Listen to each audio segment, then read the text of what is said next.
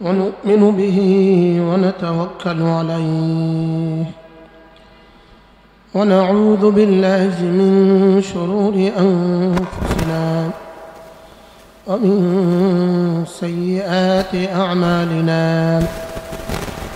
من يهده الله فلا مضل له ومن يضلله فلا هادي له ونشهد أن لا إله إلا الله وحده لا شريك له ونشهد أن سيدنا محمدا عبده ورسوله شكرا بني اللهم صل على محمد وعلى آل محمد كما صليت على إبراهيم وعلى آل إبراهيم إنك حميد مجيد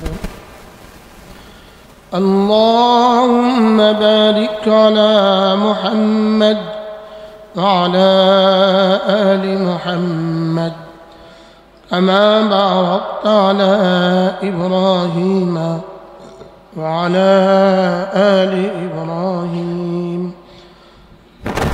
إنك حميد مجيد أما بعد فأعوذ بالله من الشيطان الرجيم بسم الله الرحمن الرحيم يا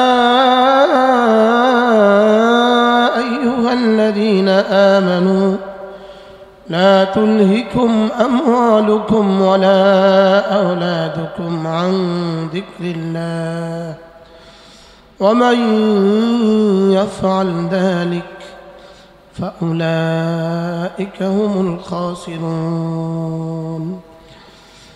وأنفقوا مما رزقناكم من قبل أن يأتي أحدكم الموت فيقول ربي لولا أخرتني إلى أجل قريب فأصدق وأكن من الصالحين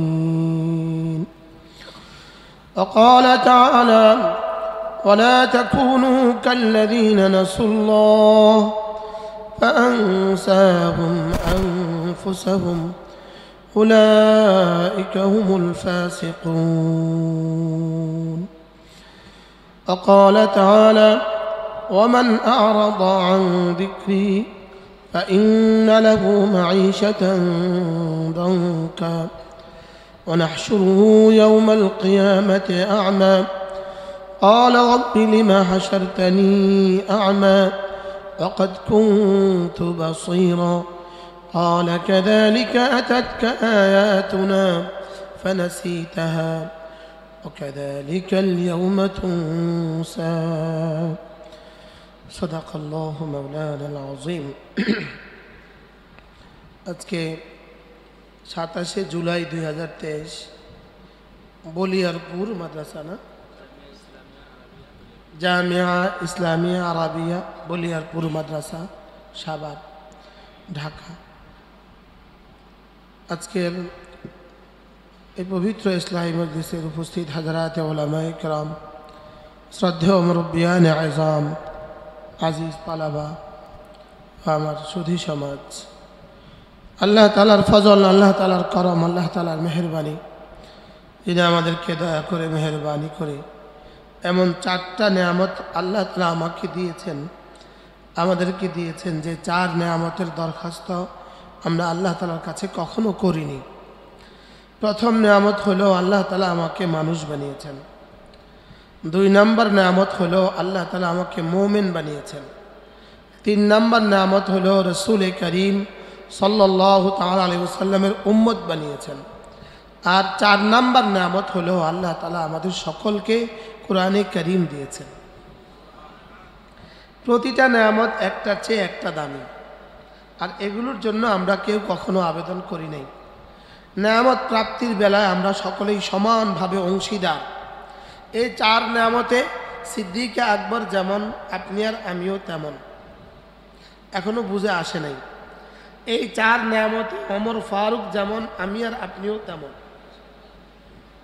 এখনো বুঝে আসে না। হযরত সিদ্দিক আকবর মানুষ, আমিও মানুষ। সিদ্দিক আকবর মোমেন, আমিও মোমেন। সিদ্দিক আকবর রসুলের উম্মত, আমিও রসুলের উম্মত। সিদ্দিক আকবরের ঘরে কোরআন তো আমার ঘরেও কোরআন। এবার কি কিছুটা বুঝে আসছে মনে হয়? দারুল দেওবন্দের শেখুল হাদিস হযরত মৌলানা আব্দুল হক আজমি রাহমাহুল্লাহ তাআলা হযরত একবারে বয়ান করছিলেন। হযরত বলেন যে নেয়ামত প্রাপ্তির বেলায় আমি আর সিদ্দিক আকবর সমান, লেকিন আমাদের দুজনের ব্যবধান কত? দুজনের ব্যবধান কোটি কোটি ব্যবধান। তো বলে নেয়ামত প্রাপ্তির বেলায় সমান হইলাম, পুরস্কারের বেলায় ব্যবধান কেন হলো? হযরত বলেন যে শুকর আদায়ের বেলায় ব্যবধানের কারণে। বলেন কি বলছে? বলেন শুকর আদায়ের ব্যবধানের কারণে কি হয়ে গেছি? পুরস্কারের বেলায় ব্যবধান হয়ে কেমন হয়েছে? সাহাবাদের এক মুদের দাম আমাদের উহুদের চেয়েও ভারী। কি হয়? হযরত ওমর রাদিয়াল্লাহু তাআলা বলতেন, আবু বকর যদি তার এক রাতের আমল আমাকে দিয়ে দেয়, আমি ওমর পুরো জীবনের সবটা তাকে দিয়ে দিব। আর হযরত আবু বকর বলতেন, ওমর আপনি কেন? যদি কিয়ামত পর্যন্ত আনেওয়ালা সমস্ত ইনস আর জিন, সমস্ত মানুষ আর জিনগুলো যদি, সমস্ত মুমিনিন মুমিনাত যদি তাদের জীবনের সব আমাকে দিয়ে দেয়, আমি রাসূলের ওই রাতের আমল কাউকে দিব না, ওই রাতের 1 মিনিটের আমল কাউকে দিব না যে রাতে রব আমাকে বলেছেন ইজ ক্বালা লিসাহিবিহি লা তাহজান। যে রাতে রাসূল আমাকে বলেছেন, হাবিব আপনি আপনার বন্ধুকে বলে দেন, সুবহানাল্লাহ, আপনি আপনার সাথীকে বলে দেন লা তাহজান ইন্নাল্লাহা মা'ানা। ইজ ক্বালা লিসাহিবিহি, যে রাত্রে আল্লাহ তাআলা তার রাসূলকে বলেছেন, রাসূল আপনি আপনার সাথীকে যখন ওই কথাটা বললেন, ইজ ক্বালা লিসাহিবিহি, সাহেব মানে কি? এখানে সাথী কে ছিল? তাহলে গারে সওরে কে কাকে বলেছে? রাসূল আবু বকরকে বলেছেন। আল্লাহ তাআলা এই কথাটাকে হুবহু নকল করে দিয়েছেন। ইজ ক্বালা লিসাহিবিহি লা তাহজান, যেদিন তিনি তার সাথীকে বললেন লা তাহজান, চিন্তা করবেন না, ইন্নাল্লাহা মা'ানা। সুবহানাল্লাহ, ইন্নাল্লাহা মা'ানা। বলে এই শব্দ ইন্নাল্লাহা মা'ানা, রাসূল যেন বললেন আবু বকর ইন্নাল্লাহা মা'াকা, আমার সাথে তো আল্লাহ আছেন আর রাসূলের সাথে আল্লাহ আছেন, এটা নতুন করে বলতে হয় না। এখানে যেন আল্লাহ রাসূলের উদ্দেশ্য তোমার সাথে আল্লাহ আছে। ইন্নাল্লাহা মা'ানা বলে ওই রাতের 1 বিন্দু আমল আমি কিয়ামত পর্যন্ত আনেওয়ালা সমস্ত ইনসান আর জিনের আমলের মোকাবেলায় কাউকে দিব না। কিবা এতটা দামি হয়ে গেল কেন? সাহাবা এত দামি হলেন, তাবিঈরা এত দামি হলেন, তাবিঈরা এত দামি হলেন, বড় পীর আব্দুল কাদের জিলানী তো এত দামি হয়ে গেলেন, জুনায়েদ বাগদাদি তো এত দামি হয়ে গেলেন, হ্যাঁ হযরত আয়েশা এত দামি হয়ে গেলেন, আমি রয়ে গেলাম। বিষয়টা কি? হযরত কাসেম নানুতুবি কেমন ছিলেন, হযরত গঙ্গোহী কেমন ছিলেন, হযরত মাদানী কেমন ছিলেন, হাফিজ হুজুর কেমন ছিলেন, পীর হুজুর রহমতুল্লাহ কেমন ছিলেন, হযরত সদর শাহ হুজুর রহমতুল্লাহ কেমন ছিলেন, এই মানুষগুলো কেমন ছিল? আমরা কেমন? আমরা কেন মাটি থেকে গেলাম? তারা কেন হীরা হয়ে গেল? আমি মাটি পানি আগুন বাতাস, তারাও মাটি পানি আগুন বাতাস। আমি ঘুমাই খাই বাচ্চা দেই, তারাও ঘুমাতো খেতো বাচ্চা দিত, লেকিন তাদের এত দাম হলো কেন? বলে তাদের এক দাম হলো শুধুই দিলের কারণে। বলেন শুধুই কিসের কারণে? বলেন শুধুই দিলের কারণে দাম এত বেড়ে গেল। কি ভাই, শুধু কিসের কারণে? শুধু দিলের কারণে দাম এত বেড়ে গেল। তাইলে বোঝা গেছে দিলটাকে মাঝে মাঝে না ঘষা মজা করা উচিত না। একটা টাইল যদি বারবার ঘষে এটা ঝকঝক করে, এটা স্বচ্ছ হয়। বাথরুমের আয়না তো বারবার ঘষতে থাকে তো এটা স্বচ্ছ হয়। বলে দিল এমন এক জিনিস, এটাকে যত ঘষবে অত স্বচ্ছ হবে। তাহলে এটা ঘষা মাজা করা তো মাঝে মাঝে না, এটা মাঝে মাঝে কি করা বলেন না, এটা মাঝে মাঝে ঘষা মাজা করা। বলে চুল তো ধুই আমরা শ্যাম্পু দিয়ে, আর কোনো পাগল শ্যাম্পু দিয়ে চেহারা ধোয় না, অথচ এটা এত কাছাকাছি। আবার চেহারা ধুই তো ফেস ওয়াশ দিয়ে, এবার দাঁত ধুই তো টুথপেস্ট দিয়ে, হ্যাঁ, এবার শরীর ধুইতো, এই তিনটার একটাও ইউজ করি না। এবার শরীর ধুইতো সাবান দিয়ে, এবার কাপড় ধুইতো আরেক রকমের কাপড় কাঁচা সাবান দিয়ে, এবার জুতা ধুইতো জুতার কালি দিয়ে, কি ভাই? এবার গাড়ির গ্লাস পরিষ্কার করিত মিস্টার বুশ দিয়ে, কি? এবার গাড়ির ইঞ্জিন পরিষ্কার করিত আরেক অন্য কিছু দিয়ে। হ্যাঁ, তাইলে এবার মা বোনরা পাতিল ধোয় তো অন্য কিছু দিয়ে। তাহলে বোঝা গেছে লেকুল্লি সে কালা, সব বিষয়ের জন্য আলাদা আলাদা বস্তু আছে। তাইলে বোঝা গেছে দিলেরও তো আলাদা বস্তু আছে। বলেন দিলেরও তো কি আছে? বলেন দিলেরও তো আলাদা কি আছে? বস্তু আছে। তো যদি পুরো চুলে যদি শ্যাম্পু ইউজ না করেন 3 দিন 3 মাস, তো এই চুলের কাছেও তো যাওয়া যায় না। দাঁতে যদি শ্যাম্পু ইউজ টুথপেস্ট ইউজ না করেন তো 3 দিন পরে দাঁতের কাছেও তো যাওয়া যায় না। তো দিলে সে জিকির ইউজ না করলে, দিলের কালা ইউজ না করলে এই দিলের কাছেও তো ধীরে ধীরে যাওয়া যায় না। কি ভাই, দিলগুলো এত নষ্ট হইল কেন? দিলের কাছে এখন ফেসবুক ভাল লাগে কেন? তসবির পরিবর্তে ফেসবুক ভাল লাগে কেন? দিলের কাছে এখন ফেসবুক ভাল লাগে কেন? দিল নষ্ট হয়ে যাওয়ার কারণে। দিল যত নষ্ট হয় তত জাহান্নামের আমাল তার জন্য সহজ হয়, আর জাহান্নামের আমাল তার কাছে তত মজা লাগে। আর দিল যত স্বচ্ছ হয় জান্নাতের আমাল তার কাছে তত মজা লাগে। এই জন্য সিদ্দিক আকবর একদিন রাসূল জিজ্ঞেস করলেন, মান আসবাহাল ইয়াউমা সাইমা, আজকে কে রোজা রেখেছ? সিদ্দিক আকবর বললেন, আনা ইয়া রাসূলুল্লাহ, আমি আজকে রোজা রেখেছি। 2 নাম্বার, মান ইত্তাবাল জানাজা, আজকে কে জানাজায় শরীক হয়েছ? তিনি বললেন, আমি জানাজায়ও শরীক হয়েছি।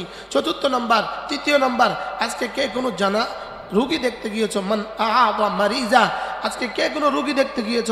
তিনি বললেন যে আমি গিয়েছি। আচ্ছা, আজকে কে সাদাকা করেছ? তো তিনি বলেন আমি করেছি। কি ভাই, আল্লামা ইবনুল কাইয়িম আল জাওজিয়া বলেন, এই দিনে যদি রাসূল 100টা নেক আমলের কথা বলতেন, প্রত্যেকটাতে সিদ্দিক আকবর বলতেন আনা ইয়া রাসূলুল্লাহ। বলে কেন হলো? সিদ্দিক আকবর 3 কাজ করেছেন। ওয়া আম্মা মান আ'তা ওয়াত্তাকা ওয়া সাদ্দাকা বিল হুসনা, আল্লাহ তাআলা বলেন ফাসানুয়াসসিরুহু লিল ইউসরা, আমিও সিদ্দিকের জন্য জান্নাতের সমস্ত আমালকে সহজ করে দিয়েছি। কি আ'তা, তিনি আমাকে দিয়েছেন। আ'তা মান আ'তা, তিনি দিয়েছেন। 2 নাম্বার ওয়াত্তাকা, তিনি আল্লাহকে ভয় করার হক আদায় করেছেন। হ্যাঁ, ওয়া আম্মা মান আ'তা ওয়াত্তাকা ওয়া সাদ্দাকা বিল হুসনা, আর কালিমায়ে তাইয়্যিবার উপরে সাদাকাত আর তাসদীকের হক আদায় করেছেন। সুবহানাল্লাহ। আল্লাহ তাআলা বলেন আমিও একটা দিয়েছি, আমিও দিয়েছি তাকে জান্নাতে যাওয়ার যত আমাল আছে সবগুলো তার জন্য সহজ করে দিয়েছি। কি হয়? তাইলে দিলের উপরে মেহনত করলে কি হয়? আল্লাহ তাআলা জান্নাতের আমাল কি করে দেন বলেন? আল্লাহ তাআলা জান্নাতের আমাল সহজ করে দেন। এই জামানায় যার তাকবীরে উলা ছুটে না, এই জামানায় এই জামানায় যার তাকবীরে উলা ছুটে না, এই জামানায় সবচেয়ে বড় বুজুর্গ সে। কি আল্লাহ তাআলা যদি কাউকে তাকবীরে উলা তৌফিক দিয়ে দেন যে তার তাকবীরে উলা ছুটে না, আপনি লিখে রাখতে পারেন ইনি জামানার সবচেয়ে বড় ওলি। বলেন তাকবীরে উলা, বলেন আবার বলেন তাকবীরে উলা। তাকবীরে উলার সাথে নামাজ। শেখ সুদাইসি দামাত বারাকাতুহুম একবার হারামে বয়ান করছিলেন। তিনি বলেন যে আল্লাহু আকবার আ'যামু মিন উহুদিন, একবার আল্লাহু আকবার বলা এটা উহুদের চেয়ে ভারী। একবার আল্লাহু আকবার বলা উহুদের চেয়ে ভারী। আচ্ছা, উহুদ বরাবর স্বর্ণ যদি হয় তো কটা বাংলাদেশ কিনা যাবে? কটা হিন্দুস্তান কিনা যাবে? পুরো পাক ভারত উপমহাদেশ কয়বার কিনা যাবে? হ্যাঁ, আমেরিকা কয়বার কিনা যাবে? হ্যাঁ, আর একবার সুবহানাল্লাহ উহুদের চেয়েও ভারী। আচ্ছা, আমি যে তর্জমা করছি, রাসূল শব্দ বলেছেন, আমি তর্জমা করছি, আপনারা তর্জমা শুনছেন, আমাদের হৃদয়ের ভাবান্তর কি হয়েছে? কি এটা শব্দ আর কি, আমি বলছি আর কি। সুবহানাল্লাহ আযম মিন উহুদিন, এটা শব্দ আর কি। হ্যাঁ, সুবহানাল্লাহ মুবতাদা, আযম মিন উহুদিন খবর। কি উলামা উম্মত বলেন এটা শব্দই শুনলেন, এই তো না? হ্যাঁ, আমাদের দিল নষ্ট হওয়ার কারণে এই শব্দের ওজন আমরা ভুলে গেছি। এই শব্দের ওজন আমরা কি, এই শব্দের ওজন কত? এবার মদিনায় তো এবার মদিনার এয়ারপোর্ট কিন্তু উহুদের পাদদেশ দিয়ে যাইতে হয়।